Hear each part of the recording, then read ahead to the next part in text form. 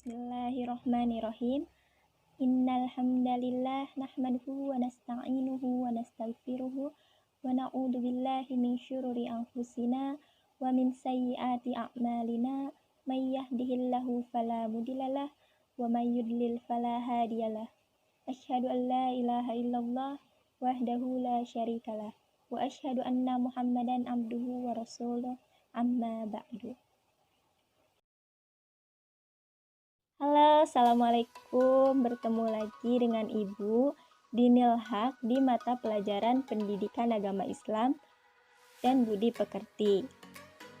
Sebelum memulai pembelajaran, silahkan kepada teman-teman untuk menyiapkan buku dan alat tulisnya. Jika sudah, mari kita siapkan diri kita, hati kita, dan pikiran kita agar tetap fokus dalam pembelajaran sampai akhir. Selain itu, mari kita hadirkan niat bahwa kita belajar adalah untuk mendapatkan ilmu, menambah ilmu, dan meraih ridho Allah Subhanahu wa Ta'ala.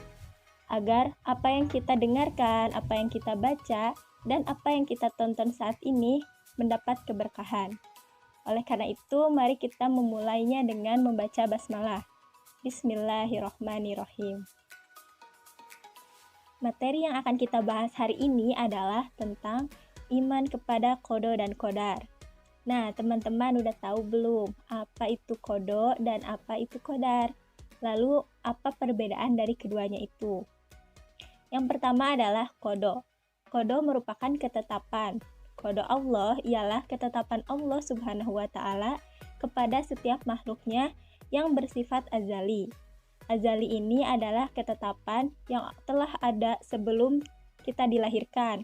Misalkan kita dilahirkan di mana, di keluarga seperti apa, fisik kita seperti apa, jodoh kita siapa, dan kapan kita akan meninggal. Itu merupakan qada atau ketetapan Allah yang kita tidak tahu.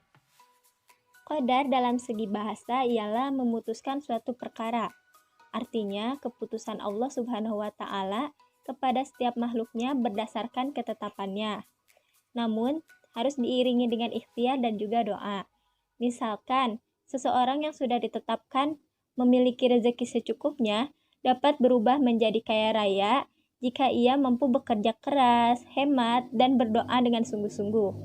Contoh lain ialah seorang siswa yang memiliki kecerdasan biasa saja dapat berubah menjadi pandai jika ia mampu belajar dengan sungguh-sungguh, belajar dengan rajin, dan berdoa kepada Allah. Jadi pada intinya, qadar merupakan takdir Allah yang masih dapat berubah jika diiringi dengan ikhtiar dan juga doa. Setelahnya, tawakal kepada Allah Subhanahu wa Ta'ala dan menerima setiap hasilnya dengan ikhlas dan juga sabar.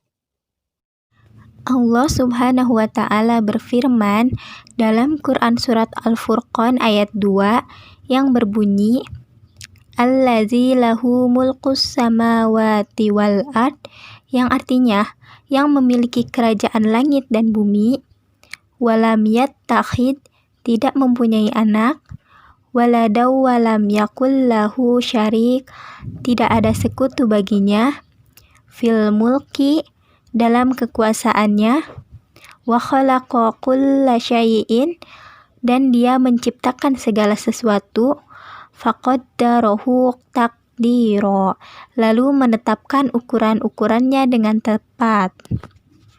Nah, dari ayat tersebut, kita sebagai makhluk Allah Subhanahu wa Ta'ala harus meyakini bahwa Allah Subhanahu wa Ta'ala telah membuat ketetapan terhadap ciptaannya.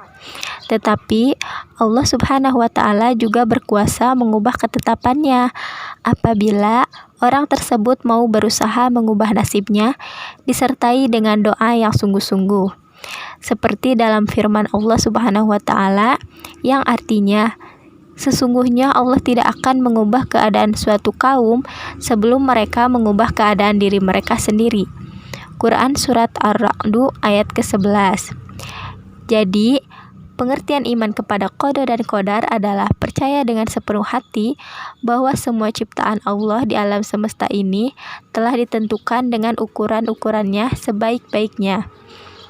Iman kepada qada dan qadar Allah adalah percaya dan meyakini serta menerima akan kehendak dan keputusan Allah dengan ikhlas. Iman kepada qada dan qadar Allah ini termasuk ke dalam rukun iman yang keenam. Takdir terbagi menjadi dua, yaitu takdir mubram dan takdir mu'allaq. Takdir mubram merupakan takdir Allah terhadap makhluknya dan makhluk tersebut tidak bisa mengubahnya. Takdir mu'allaq itu merupakan takdir Allah terhadap makhluknya dan makhluk tersebut diberi peluang atau kesempatan untuk memilih dan mengubahnya. Contoh-contoh dari takdir mubram dan mu'allaq. Contoh dari takdir mubram adalah seorang anak tidak bisa memilih lahir dari orang tua yang mana. Yang kedua, contoh seorang ibu tidak bisa memilih melahirkan seorang bayi perempuan ataupun laki-laki. Nah, selanjutnya contoh dari takdir mu'allaq, yaitu seorang siswa yang belajar keras untuk mendapatkan prestasi di kelasnya. Yang kedua, seorang siswa yang sudah bisa membaca Al-Quran karena ia mempunyai kegigihan dan semangat yang kuat dalam belajar mengaji. Itulah sebagian contoh-contoh dari takdir mubram dan mu'allaq. Lalu, banyak sekali ayat Al-Quran maupun hadis yang menjelaskan tentang qada dan qadar. Di antaranya adalah Quran Surat Al-Qamar ayat 49, Quran Surat Al-Hajj ayat 21, dan Quran Surat Al-Ahzab ayat 38.